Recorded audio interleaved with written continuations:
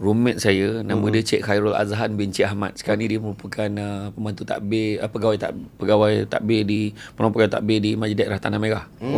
Dia sebilik dengan saya, roommate saya. Tanah Merah Kelantan. Kelantan. Jadi tok guru saya orang Kelantan. Sekitar. Dia ngajar saya, bukan mengajar macam mana tau. Saya sebilik dengan dia.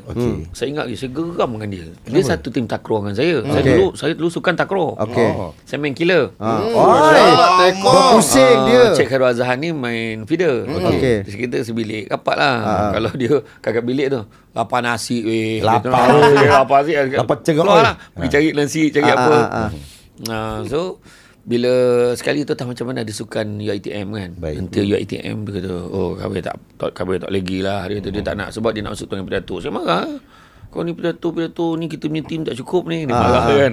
Lepas tu dia cakap tak boleh. Dia kata dia kena pergi. Dia kata nak cek PT dia. Sebab senang kan cakap 5 minit dapat duit. Cakap 5 minit dapat duit kan. Ada bayar juga ya? Dulu pidato debat semua duit. Kita kumpul duit.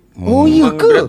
Dibayar. Juru cakap. Dalam berapa tu Ustaz zaman-zaman tu? Contohnya macam pidato Salam Hadari tu.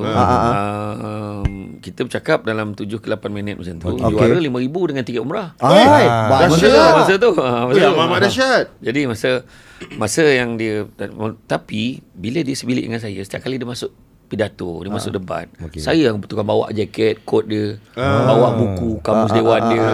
Lepas tu kan saya geram tengok bila dah habis program tu kan, habis debate kan, semua budak perempuan ambil gambar dengan dia. Dia popular, dia dahsyat. Tengok, wah, disebabkan itu.